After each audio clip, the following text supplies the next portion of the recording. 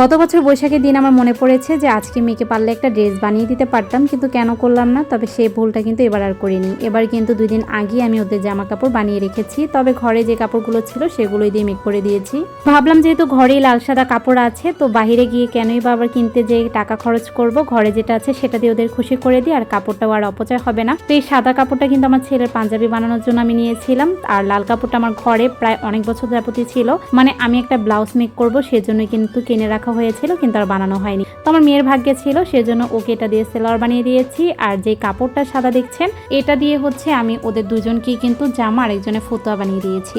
এই সাদা কাপড়টা ছিল হাফ গজ, যেহেতু ছেলের পাঞ্জাবি বানাবো সেজন্য আমি হাফ গজে নিয়েছি। তবে দেখুন এই হাফ গজে দিয়ে কিন্তু দুইজনকে আমি খুশি করতে পেরেছি। তবে এই কাপড়ের বহরটা একটু বেশি ছিল, কিন্তু পেরেছি, তা না হলে কিন্তু হাফ গজ দিয়ে কখনোই দুজনে এটা মেক করা যেত না। তো যাই হোক, মেয়েকে হচ্ছে আমি একটা সালোয়ার কামিজ বানিয়ে দিয়েছি, আর ছেলেকে গরমের মধ্যে একটা ফতুয়া মেক করে দিলাম। তো অনেকদিন আগে আমার ছেলের জন্য একটা ফতুয়া মেক করেছিলাম, সেটা হচ্ছে ভিডিও আমি শেয়ার করার পরে দেখছি অনেকে আমাকে নক করেছেন যে ফতুয়া কাটিং প্লাস ভিডিও দিতে। তো যদি কেউ আবার নতুন করে চান তাহলে আমাকে কমেন্ট করে জানাবেন, আমি কাটিং প্লাস সেলাই দুইটা আপনাদের সাথে শেয়ার করব। আর এই যে গলাটা দেখছেন, এই গলাটা কিন্তু একসময় অনেক বেশি চলতো, আর এখনো কিন্তু নতুন করে আবারও চলছে। তো এর আগে আমি হচ্ছে গলাটা বানিয়েছিলাম, প্রায় 2-1 বার বানিয়েছি, বেশি একটা বানানো হয়নি। তো ভাবলাম অনেক বছর পর আবারও কেন জানি না বানাতে ইচ্ছে করলো, সেজন্য মেয়েকে বানিয়ে দিলাম। তো এই গলার কাটিং প্লাস সেলাই যদি আপনারা পুরো ভিডিওটা দেখতে চান অবশ্যই আমাকে কমেন্ট করে জানাবেন।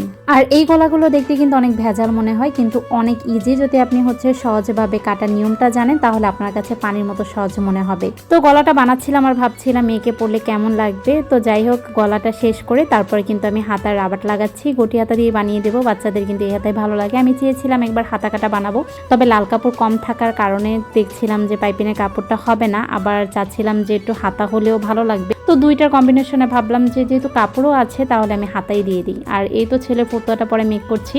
আর ফতুয়ার পকেট লাগানো কিন্তু অনেক ইজি, যারা না জানেন তাদের কাছে হার্ড মনে হতে পারে। আমি কিন্তু একদম ইজিভাবে আপনাদের সাথে এর আগের বারও শেয়ার করেছি। তো ছেলের ফতুয়াটাও কিন্তু আমার মেক করা ডান। আর হাতা যে আমি লাল কাপড় দিয়ে হচ্ছে পাইপিংটা দিয়ে দিয়েছি, মানে কাপড় দিয়ে যে লেসটা ব্যবহার করেছি এটাও কিন্তু অনেকে পারফেক্টভাবে সেলাই করতে পারেন না, উচকিয়ে থাকে। তো যদি সেলাইটা পারফেক্টভাবে করতে পারেন তাহলে কিন্তু এই লেসটা বসে থাকবে আর দেখতেও ভালো লাগবে। তো এই কাপড়টা নিয়মে হচ্ছে আপনাকে আড়াআড়ি করে কেটে নিতে হবে। তো আপনারা কোন টপিকসে কোন ভিডিওটা চান অবশ্যই কমেন্ট করে জানাবেন। আমি এখানে কিন্তু লং ভিডিও পুরোটা শেয়ার করিনি, মানে আমি যেভাবে বানিয়েছি মানে জাস্ট বানানোটা আপনাদের সাথে শেয়ার করলাম। আর আপনারা যদি একদম নিখুঁতভাবে পুরো ভিডিওটা চান সেটা আমাকে কমেন্ট করে জানাবেন। তো এই তো ফতুয়ার সাইডটা সেলাই করলেই কিন্তু আমার ফতুয়াটা ডান। আর আমার বাচ্চারা কিন্তু অনেক বেশি হ্যাপি হয়েছে। এতটুকু কাপড় দিয়ে একটু সময় নিয়ে বানিয়ে তারপর ওদেরকে পরিয়ে আমার নিজের কাছে অনেক হ্যাপি লেগেছে।